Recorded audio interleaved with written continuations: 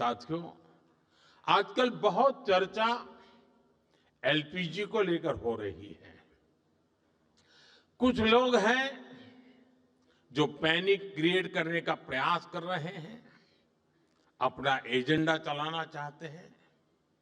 मैं इस समय उन पर राजनीतिक टिप्पणी नहीं करना चाहता, लेकिन इतना जरूर कहूंगा कि ऐसा करके वो जनता के समक्ष खुद को एक्सपोज हो ही रहे हैं, पूरे देश का भी बड़ा नुकसान कर रहे हैं।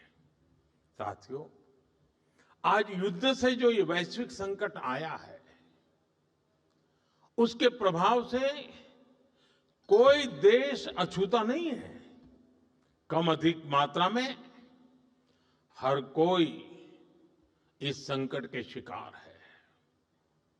भारत भी इस संकट से निपटने के लिए कोई कसर बाकी नहीं छोड़ रही है और हम अलग अलग स्तरों पर प्रयास कर रहे हैं। बीते दिनों दुनिया के कई देशों के शीर्ष नेताओं से मेरी इसको लेकर बातचीत हुई है। सप्लाई चेन में जो बाधाएं आई हैं, उससे हम कैसे पार पाए, इसके लिए भी निरंतर प्रयास चल रहे हैं। साथियों, भारत के तेज विकास के लिए अलग अलग एनर्जी सोर्सेज को बढ़ावा देना निरंतर जरूरी रहा है और इसको मजबूत करने के लिए हमने 2 स्तरों पर एक साथ काम किया है। पहला, देश में एनर्जी एक्सेस बढ़े, हमने इंफ्रास्ट्रक्चर तैयार किया और दूसरा, एनर्जी के लिए हमें सिर्फ विदेशों पर निर्भर ना रहना पड़े, इसके लिए एनर्जी सेक्टर में आत्मनिर्भरता पर बल दिया। अब मैं आपको गैस सेक्टर के ही कुछ आंकड़े देता हूं। साल 2014 तक देश में सिर्फ 14 करोड़ एलपीजी कनेक्शन थे, यानी देश के करीब करीब आधे परिवारों के पास ही एलपीजी कनेक्शन था। आज 2 गुने से भी अधिक, यानी करीब 33 करोड़ घरेलू एलपीजी कनेक्शन है। बीते 11 वर्षों में हमने अपनी बॉटलिंग कैपेसिटी को 2 गुना किया है। डिस्ट्रीब्यूशन सेंटर भी 13,000 से बढ़ाकर 25,000 से अधिक हो गए हैं। 2014 में देश में सिर्फ 4 एलएनजी टर्मिनल्स थे, 4 एलएनजी टर्मिनल्स। आज इनकी संख्या भी बढ़कर 2 गुनी हो गई है। गैस पाइपलाइन जो करीब 3,500 किलोमीटर होती थी, उसको 10,000 किलोमीटर तक विस्तार किया है, क्योंकि करीब 60% एलपीजी विदेशों से आती है। इसलिए देश के बड़े बड़े पोर्ट्स, वहां पर इंपोर्ट टर्मिनल कैपेसिटी भी बहुत बढ़ाई गई है। साथियों, साल 2014 से पहले तक देश में सिर्फ 25-26 लाख घरों में ही पाइप से सस्ती गैस यानी पीएनजी की सुविधा थी। आज ये संख्या भी 1.25 करोड़ से अधिक पहुंच गई है। 2014 में देश में सीएनजी पर चलने वाली गाड़ियां भी 10 लाख से ज्यादा नहीं थी। आज ये संख्या 70 लाख से अधिक है और ये तभी संभव हो पा रहा है क्योंकि बीते दशक में देश के 600 से अधिक जिलों में सिटी गैस डिस्ट्रीब्यूशन नेटवर्क स्थापित किए गए हैं। साथियों, इस वैश्विक संकट ने एक बार फिर दिखाया है कि किसी भी देश का आत्मनिर्भर होना इतना अधिक जरूरी क्यों है। इसलिए ही बीते वर्षों में हमने भारत को एनर्जी सेक्टर में आत्मनिर्भर बनाने के लिए होलिस्टिक तरीके से काम किया है। साथियों, पेट्रोलियम पर निर्भरता को कम करने के लिए हमने इथेनॉल पर, बायोफ्यूल पर बल दिया। 2014 से पहले देश में सिर्फ 1-1.5% इथेनॉल ब्लेंडिंग कैपेसिटी थी। आज हम पेट्रोल में 20% इथेनॉल ब्लेंडिंग के करीब पहुंच रहे हैं।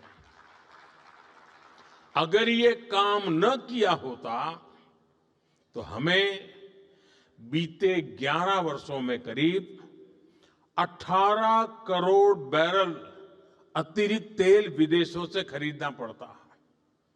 आज की स्थिति देखें तो इथेनॉल के कारण हमें प्रतिवर्ष करीब 4.5 करोड़ बैरल कम ऑयल इंपोर्ट करना पड़ रहा है। यानी करीब 1.5 लाख करोड़ रुपए की बचत तो देश को सिर्फ इसी से हुई है।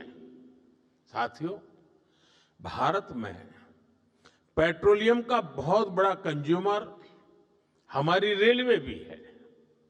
हमारे देश में रेलवे लाइनों के इलेक्ट्रिफिकेशन का काम 60 साल पहले शुरू हुआ था। बावजूद इसके 2014 तक, 2014 तक सिर्फ 20% रेलवे रूट का इलेक्ट्रिफिकेशन ही हो पाया था।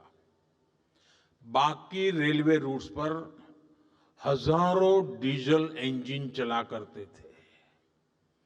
आज भारत में ब्रॉडगेज नेटवर्क का करीब करीब 100% बिजलीकरण हो चुका है।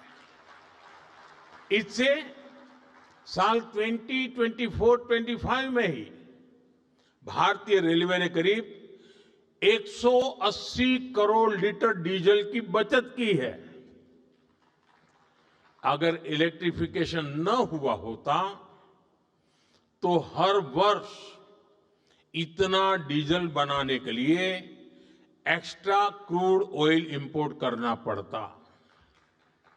ऐसे ही हमने मेट्रो का नेटवर्क बढ़ाया, इलेक्ट्रिक मोबिलिटी पर फोकस किया।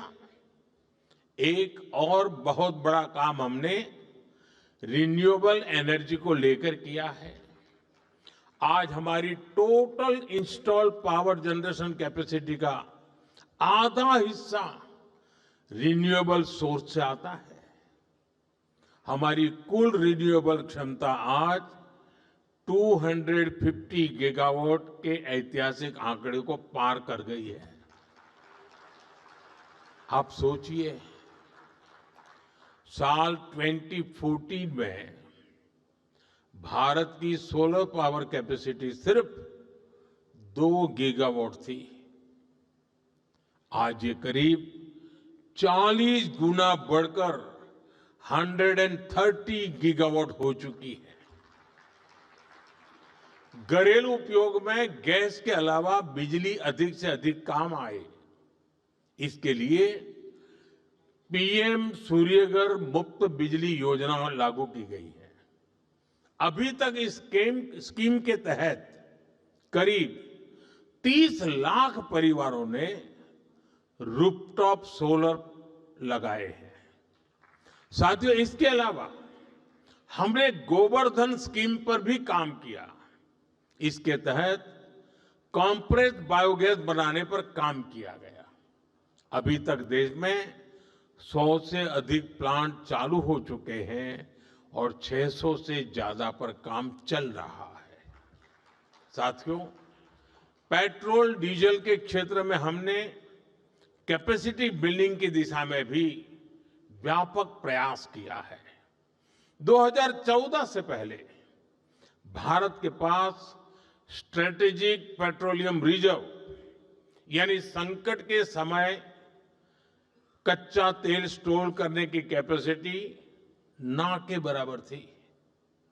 आज हमारे पास 50 लाख टन से अधिक का स्ट्रैटेजिक पेट्रोलियम रिजर्व है और इससे भी अधिक कैपेसिटी पर काम चल रहा है। बीते दशक में अपनी रिफाइनिंग कैपेसिटी में भी हमने सालाना 40 मिलियन टन से अधिक की वृद्धि की है। तभी भारत आज दुनिया के सबसे बड़े रिफाइनिंग हब्स में से एक बन चुका है। यानी आप अंदाजा लगा सकते हैं कि हम भारत को आत्मनिर्भर बनाने के लिए कितने बड़े पैमाने पर और कितनी बड़ी दिशाओं में काम कर रहे हैं। ये युद्ध की वजह से जो संकट बना है उसका मुकाबला भी हम जरूर कर पाएंगे। मेरा 140 करोड़ देशवासियों पर पूरा भरोसा है।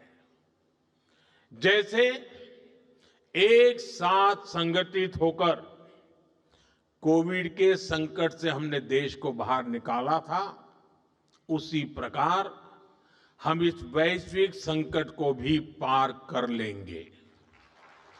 और मैं फिर दोहराऊंगा, जहां तक सरकार का प्रश्न है, हम किसी भी प्रकार के प्रयत्न या प्रयास में कोई कमी नहीं आने देंगे।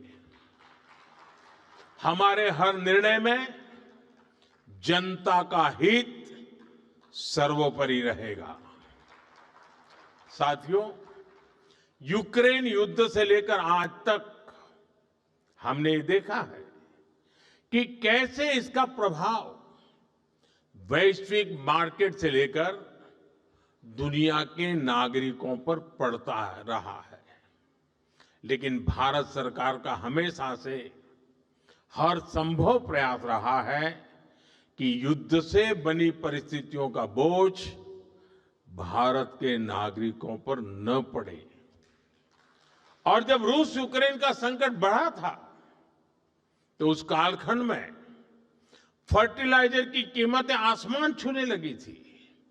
इसके बावजूद यूरिया की जो बोरी अंतर्राष्ट्रीय बाजार में 3,000 रुपये में मिल रही थी, वो हमने अपने किसानों को सिर्फ 300 रुपये में दी थी।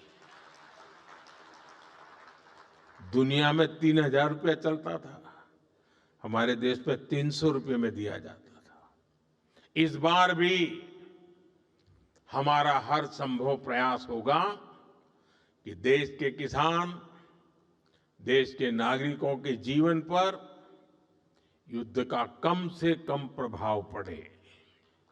साथियों, आज के इस अहम समय में, आज इस मंच से मैं राज्य सरकारों से भी एक अनुरोध है। ये जरूरी है कि कालाबाजारी न हो, अफवाहें न फैले।